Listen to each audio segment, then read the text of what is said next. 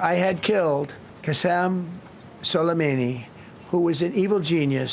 ነገሩን ሰማችሁ አይደል? ይሄ ድምጽ የዋዛ ድምጽ አይደለም። ይሄ ንግግር በዋይት ሃውስ ግድግዳዎች ላይ ብቻ ሳይሆን በቴህራን አውራ ጎዳናዎችና በባግዳድ ፍርስራሾች ላይ የሚያስተጋባ የፖለቲካ ጩኸት ነው። ፕሬዝዳንት ዶናልድ ትራምፕ ዛሬም ድረስ ሰይጣን እያሉ የሚጠሩት ያ ሰው አፈር ከላሰ ከ4 ዓመታት በኋላም ለምን እንቅልፍ ነሳቸው? ለምንስ አሁን ዓለም በኢራንና በእስራኤል የባሩድ ጭስ በታፈነበት ሰዓት ስለ ቃሲም ሱሌማኒ ማንሳት አስፈለገ? ነገሩ ጉድና ጅራት እንደሚባለው ነው። ትራምፕ የገደሉት ሰውዬ ስጋው ቢበሰብስም መንፈሱ ግን ዛሬም ድረስ ዋይት ሃውስን እንደ ጥላ እየተከተለ እያስፈራራቸው እንደሆነ ግልጽ ነው። ትራምፕ 5 ካምፖቻችንን ሊያፈራርስ ነበር ሲሉን ምክንያት ፈልጌን የገደልኩት ከማለት ይልቅ ሳይቀድመኝ ቀደምኩት የሚል የመከላከያ ጋሻ እየገነቡ ነው። ግን እውነቱ ምንድን ነው? ትራምፕ ይህንን ሰው ለምን ይፈሩታል? ቃሲም ሱሌማኒ ለትራምፕና ለሲአይኤ ተራ የጦር አዛዥ አልነበረም። እርሱ ዘሻዶ ኮማንደር ነበር። በአሜሪካ መዝገብ ውስጥ እሱ ሰይጣን ነው። በኢራን በመላው የሺህ ዓለም ደግሞ እርሱ ሕያው ሰማዕት ነው። ሱሌማኒ በመካከለኛው ምስራቅ ለ2 አስርት ዓመታት አሜሪካን ቆምሽበት እያለ ሲያስጨንቃት የነበረ ሰው ነው። ትራምፕ ሰይጣን ሲሉት በቃላት ደረጃ ብቻ ሳይሆን በውስጣቸውም ያለውን ጥልቅ ጥላቻና ፍርሃት ጭምር እየገለጡ ነው።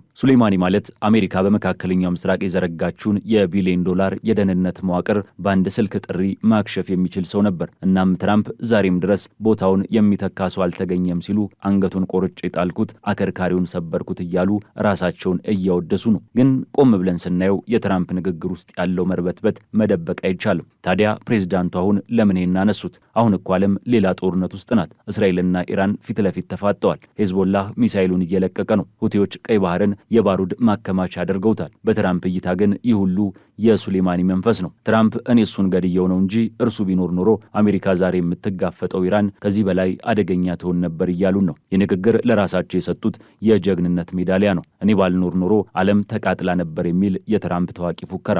ነገር ግን ደግሞ ከጀርባው ያለው ስጋት ይበልጥ ይገዝፋል።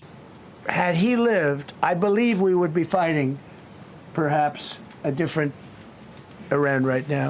ትራምፕ ሱሌማኒን የገደሉት በባግዳድ አየር ማረፊያ አቅራቢያ በሚሳኤል ነው። ያን ያደረጉት ድርጊት ዓለም አቀፍ ሕግን የጣሰ በሉዓላዊት ሀገር ግዛት ውስጥ የሌላ ሀገር ከፍተኛ ባለስልጣንን መግደል ነው። ትራምፕ ዛሬም 5 ካምፖችን ሊያፈርስ ስለሰማው ነው የሚሉት ለዛ ግድያ ሕጋዊ ሽፋን ለመስጠት ነው። ለመሆኑ ይህ ቃሲም ሱሌማኒ ማን ነበር? እርሱ እኮ ዩኒፎርም ለብሶ ቢሮ ውስጥ የሚቀመጥ ጄኔራል አልነበረም። ሱሌማኒ የኢራን ቅዱስ ፎርስ አዛዥ ነው። ይህ ኃይል ደግሞ የኢራን የውጭ ተጽዕኖ ዋናው መሳሪያ ነው። ሱሌማኒ አረበኛ ቋንቋን አቀላጥፎ የሚናገር፣ በሊባኖስ በረሃዎች፣ በሶሪያ ተራራዎችና በኢራቅ ሜዳዎች ላይ ከሚሊሻዎች ጋር አብሮ የሚበላ አብሮ የሚጠጣና አብሮ የሚዋጋ ሰው ነበር። ለአሜሪካ ስትራቴጂስቶች እሱ ሊገመት የማይችል አደጋ ነበር። ትራምፕ ሰይጣን የሚሉት ሱሌማኒን ብቻ ሳይሆን እርሱ የዘረጋውን የመቋቋም ዘንግ አክሲስ ኦፍ ሬዚስታንስ ነው። ይህ ዘንግ ዛሬም ድረስ አሜሪካን እንቅልፍ እየነሳት ነው። ትራምፕ አሁን በወቅታዊው የኢራን ጦርነት ዙሪያ ይህንን ጉዳይ እያነሱት እኔ ቆራጥ መሪ ነኝ፣ ጠላትን እስከነ መሰረቱ የምነቅል ነኝ የሚለውን ምስላቸውን ለማደስ ነው። ነገሩን ጠለቅ ብለን ስናየው ሱሌማኒ ማለት ለኢራን የውጭ ጉዳይ ሚኒስትር ብቻ ሳይሆን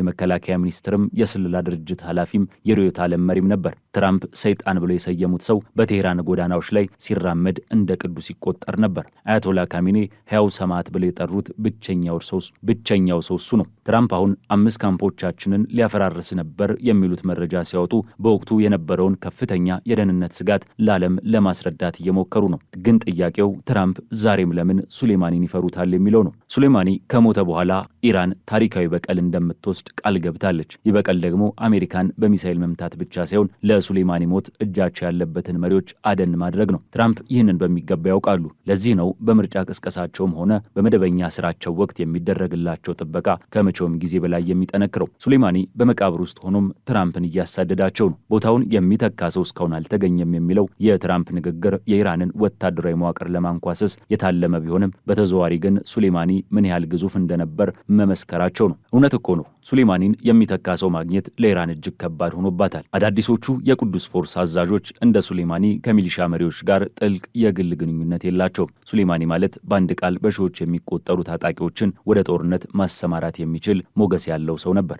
ትራምፕ ዛሬም ስጋት ላይ ናቸው። ኢራን ለሱሌማኒ የምትወስደው በቀል የመጨረሻው ድል እስኪመጣ እንደሚቀጥል ቃል ገብታለች። ትራምፕ ይህንን ቃል ኪዳን በቀልድ አይመለከቱትም። ሱሌማኒን መግደል የሰጣቸው የፖለቲካ የበላይነት ቢኖርም የፈጠረባቸው የደህንነት ስጋት ግን እስከ ዛሬ አብሯቸዋል። ሰይጣን ያሉት ሰውዬ አመድ ሆኖም እንኳን ትራምፕን በንግግራቸው ውስጥ እንዲያነሱት እያስገደዳቸው ነው። ሱሌማኒ በመካከለኛው ምስራቅ የነበረውን የኃይል ሚዛን የለወጠ ሰው ነው። በሶሪያ ጦርነት ወቅት የበሽር አልአሳድን መንግስት ከውድቀት የታደገው እሱ ነው። አይኤስን በመዋጋት ረገድም ትልቅ ሚና ነበረው። ነገር ግን ይህ ድርጊቱ ከአሜሪካ ጋር ወዳጅ አላደረገውም። ይልቁንም አሜሪካ በመካከለኛው ምስራቅ ያላትን የበላይነት ለመቀነስ የተጠቀመበት ስልት ነበር። ትራምፕ ይህንን በሚገባ ያውቃሉ። ሱሌማኒን መግደል ማለት የአሜሪካን ክብር መመለስና ቀይ መስመር ማስመር እንደሆነ ያምናሉ።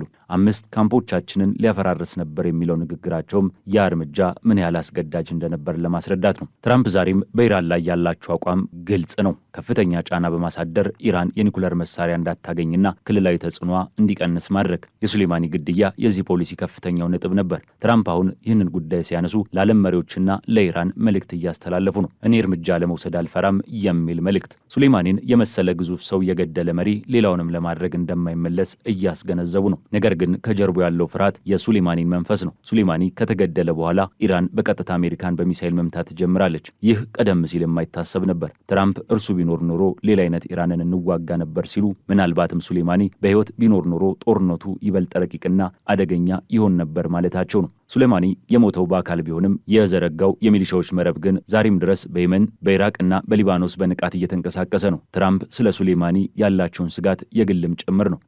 በቅርቡ በምርጫ ቅስቀሳቸው ወቅት ሊፈጸምባቸው የነበረውን የግድያ ሙከራ ከኢራን ጋር ግንኙነት ሊኖረው እንደሚችል የስለላ መረጃዎች ሲጠቁሙ ነበር። ይህ ደግሞ ትራምፕን ይበልጥ እንዲቆጡና ሱሌማኒን ሰይጣን እያሉ እንዲወርፉ አድርጓቸዋል። ሱሌማኒ ለትራምፕ የውጭ ፖሊሲ ትልቁ ስኬት ቢሆንም ለሕይወታቸው ደግሞ ትልቁ ስጋት ነው። የሰውየው ታሪክ በአንድ ሚሳኤል ጥቃት አልተቋጨም።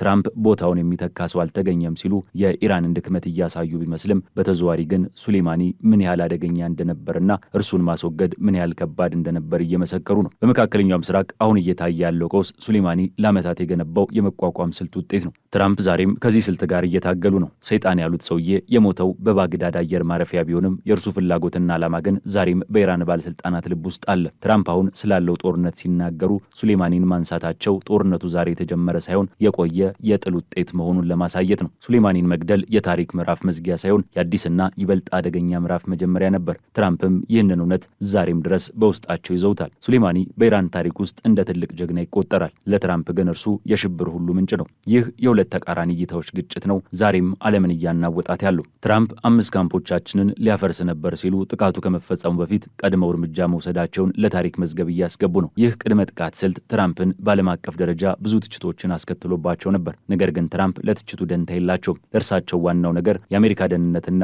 ሱሌማኒን የመሰለ አደገኛ ሰው ማስወገድ ነበር። ሱሌማኒ በሕይወት ቢኖር ኖሮ ኢራን ዛሬ ካለችበት በላይ በመካከለኛው ምስራቅ የምትፈራ ሀገር ትሆን ነበር የሚለው የትራምፕ እምነት የሰውየውን ብቃት ጠላትም ቢሆን እንደሚመሰክርለት ያሳያል። ትራምፕ ሱሌማኒን መግደላቸው ዛሬም ደጋግሞ የሚያነሱት የራሳቸውን ጥንካሬና የኢራንን ድክመት ለማሳየት ነው። ነገር ግን ከንግግራቸው በስተጀርባ ያለው ስጋት በግልጽ ይታያል። ሱሌማኒ በሕይወት በነበረበት ጊዜ አሜሪካን እንቅልፍ ይነሳት ነበር። ከሞተ በኋላም ጥላው ዋይት ሀውስ ውስጥ እያስፈራራ ነው። ትራምፕ ሰይጣን ብሎ የጠሩት ሰው ዛሬም ድረስ በአሜሪካና በኢራን ግንኙነት መካከል ትልቁ እንቅፋት ሆኖ ቀጥሏል። ነገሩ ሲጠቃለል የትራምፕ ንግግር አንድ ትልቅ እውነትን ይዟል። ሱሌማኒ በመካከለኛው ምስራቅ የማይተካ ሰው ነበር። ትራምፕ እርሱን በመግደላቸው የኢራንን አንድ ትልቅ ክንፍ ሰብረዋል። ነገር ግን ያ የተሰበረው ክንፍ ዛሬም ድረስ አሜሪካን እያሰቃየ ይገኛል። ትራምፕ ሰይጣን እያሉ የሚረግሙት ሰው በእርግጥም ለትራምፕ ፖለቲካዊ ሕይወት ትልቅ ፈተና ነው። ጦርነቱ ዛሬም አለ፣ ስጋቱም ዛሬም አለ። የሱሌማኒ ስምም ዛሬም በትራምፕ አንደበት እንደቀጠለ ነው። ይህ ታሪክ በአንድ ግድያ የሚያበቃ ሳይሆን የመካከለኛው ምስራቅን የወደፊት ዕጣ ፈንታ የሚወስን ትልቅ የጂኦፖለቲካ ድራማ ነው። ትራምፕም የዚህ ድራማ ዋና ተዋናይ ሆነው የሱሌማኒን ሸይጣንነት ለዓለም እየነገሩ ራሳቸውን ግን ከዛ ሰይጣን በቀል ለመጠበቅ እየታገሉ ነው። የሱሌማኒ ታሪክ ገና አልተጻፈም። ትራምፕም ቢሆኑ በሱሌማኒ ስም የሚመጣባቸውን ፈተና ገና ጨርሰው አልተወጡትም። የዓለም ፖለቲካ እንደ ሱሌማኒ ረቂቅና እንደ ትራምፕ ንግግር ኃይለኛ ሆኖ ይቀጥላል። እያንዳንዱ የትራምፕ ንግግር፣ እያንዳንዱ የኢራን ዛቻ፣ እያንዳንዱ የመካከለኛው ምስራቅ ፍንዳታ የዚህ ታሪክ አካል ነው። ትራምፕ ዛሬ ዋይት ሀውስ ውስጥ ሆነው ስለ ሱሌማኒ ሲናገሩ የሰውየውን ስም ብቻ ሳይሆን የእሱን ዝናና ስጋትም ጭምር ነው የሚያስተጋቡት። ሱሌማኒ በሕይወት ቢኖር ኖሮ ምናልባትም ዛሬ ዓለም ሌላ መልክ ትይዝ ነበር። ትራምፕ ያንን መልክ ለመቀየር ሞክረዋል። ነገር ግን የተቀየረው መልክ ለትራምፕ ሰላም ሰጥቷቸዋል የሚለው ጥያቄ ዛሬም መልስ አላገኝም። ሰይጣን ያሉት ሰውዬ ዛሬም ድረስ በትራምፕ ራስ ላይ እንደ ቁም ስቅል ሆኖባቸዋል። የፖለቲካው ዓለም እንዲህ ነው። ገዳይም ይጮሃል፣ ሟችን በመቃብሩ ሆኖ ያስፈራራል። ትራምፕና ሱሌማኒ ደግሞ የዚህ አስገራሚ ድራማ ተዋናዮች ናቸው። ጦርነቱ ይቀጥላል፣ ታሪኩም ይቀጥላል። ትራምፕ ዛሬም ገደልኩት እያሉ ይፎክራሉ። ኢራንም እንበቀላለን እያለች ትዝታለች። በመሃል ግን ዓለም የባሩድ ጭስ እየተነፈሰች ትጠብቃለች። የትራምፕ ንግግር መጨረሻ ሳይሆን የትልቅ ጦርነት መጀመሪያ መሆኑን ታሪክ ይፈርደዋል። የዛሬው ዘገባ በዚሁ ያበቃል። ነገ ደግሞ ሌላ ጉድ ይዘን እንመጣለን። የሱሌማኒ ጥላ ከዋይት ሀውስ ካልወጣ ድረስ ትራምፕም ስለ ሰይጣኑ ማውራታቸውን አያቆሙም።